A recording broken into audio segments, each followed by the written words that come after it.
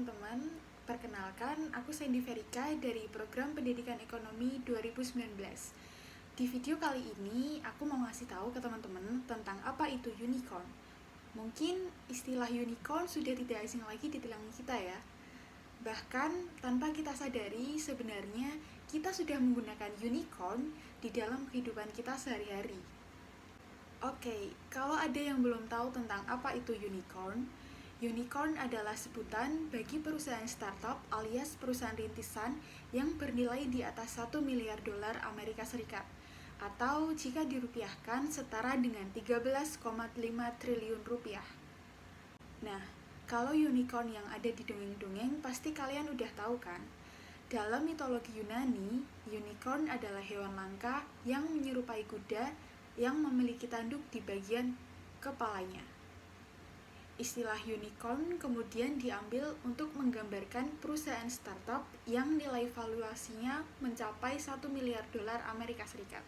Karena perusahaan yang dapat mencapai nilai valuasi sebesar itu sangat jarang terjadi atau langka, bahkan terdengar mustahil. Terlebih lagi jika yang meraihnya adalah perusahaan startup atau rintisan. Terus startup di Indonesia itu apa aja sih? Nah, saat ini Indonesia memiliki 4 unicorn yang sudah sangat dikenal oleh masyarakat, yaitu Gojek, Tokopedia, Bukalapak, dan Traveloka. Nah, pasti kalian sudah menggunakan salah satu dari keempat contoh yang sudah aku sebutkan tadi kan? Itu dia unicorn yang ada di Indonesia saat ini. Lalu, bagaimana perkembangan unicorn di Indonesia? Dari yang disebutkan di atas, 3 dari daftar unicorn di atas sebagian besar dimiliki oleh asing. Hal ini berarti terkait persoalan asing mengeruk keuntungan dari pasar Indonesia. Pada kasus ini, terlihat bahwa sebagai suatu institusi kurang memberikan dukungan dalam membangun infrastruktur dan environment industri digital yang secara geografis milik dan berada di Indonesia. Sudah dapat dipastikan hal ini akan berdampak pada pendapatan perusahaan nasional yang pada akhirnya berdampak pada pendapatan negara. Pemerintah harusnya menyediakan rambu-rambu perlindungan. Bentuk perlindungannya ada pada fairness. Dalam terminologi fairness, tidak semata-mata pada kaidah efisiensi, karena bila ini terjadi, yang menang pasti yang pintar dan yang kaya. Perlindungan dalam arti infrastruktur yang dibangun adalah bagaimana akses UMKM ke dalam market tersebut. Tanpa adanya peran pemerintah dalam menciptakan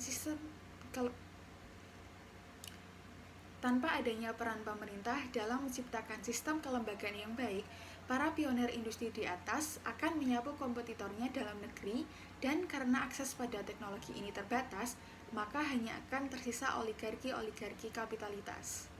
Kebijakan pemerintah sebagai salah satu yang mampu membuat kelembagaan harus selalu tentang mengarahkan dampak ini menjadi dampak yang lebih positif. Melindungi mereka yang akan dimakan oleh industrialisasi berbasis teknologi robotik, artificial intelligence, dan IoT serta internet system. Disinilah keberpihakan pemerintah itu diperlukan. Dengan hadirnya banyak startup di bidang e-commerce, juga memberikan kemudahan bagi para pelaku usaha yang ada di Indonesia. Dan ini juga akan berpengaruh pada pengurangan tingkat pengangguran di Indonesia. Karena hadirnya e-commerce, tentu bisa menjadi peluang untuk semua orang dalam berbisnis. Oleh sebab itu, maka salah satu dampak positif startup di sini juga memiliki peran dalam meningkatkan kesejahteraan masyarakat. Yang mana ini menjawab polemik akan sulitnya mencari lowongan pekerjaan di masa sekarang. Sehingga hadirnya e-commerce startup ini, semua orang memiliki kesempatan yang sama untuk bisa memulai usaha dengan memanfaatkan teknologi yang ada. Dengan kesejahteraan masyarakat ini, tentunya juga akan bisa mendorong perekonomian di Indonesia, yang berarti bahwa inovasi-inovasi di bidang startup ini tentunya sangat memiliki dampak yang positif terhadap pertumbuhan perekonomian dalam suatu negara. Pertumbuhan berbagai startup juga dikatakan telah membuka banyak lapangan kerja baru, hingga tumbuh sekitar 5,7 juta lapangan kerja baru, yang mana data ini diperoleh dari riset Indef di tahun 2018 silam. Dengan inovasi yang terus-menerus dengan berbasiskan teknologi, tentunya bisa mengarah kepada kemajuan perekonomian di Indonesia.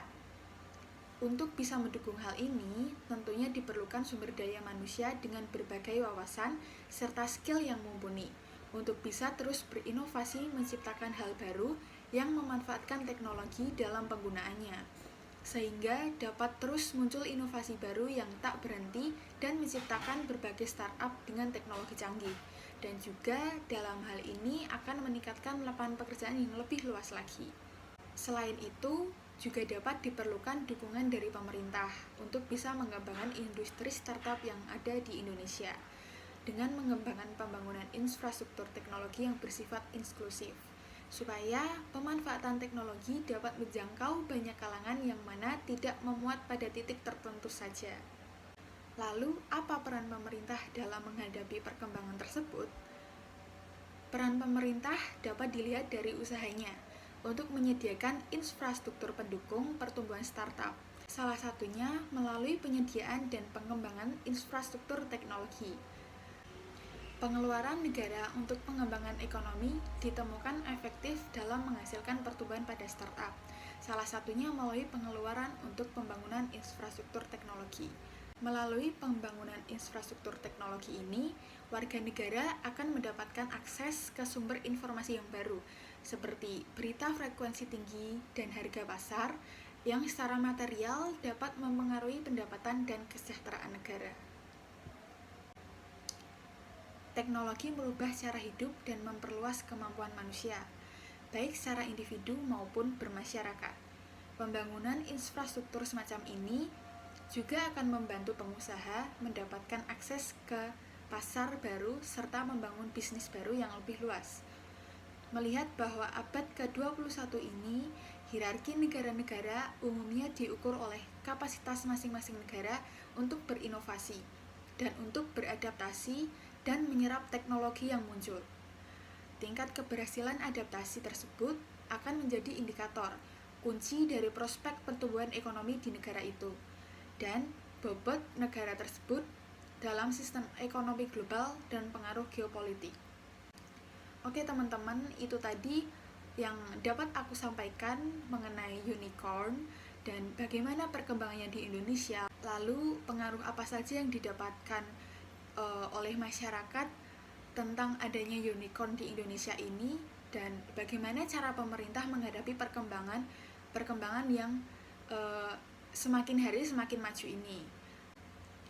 Oke teman-teman, itu tadi yang dapat aku sampaikan mengenai unicorn di Indonesia dan perkembangannya di Indonesia, lalu dampak apa saja yang didapatkan pemerintah dan bagaimana pemerintah menghadapi perkembangan-perkembangan yang ada saat ini. Terima kasih.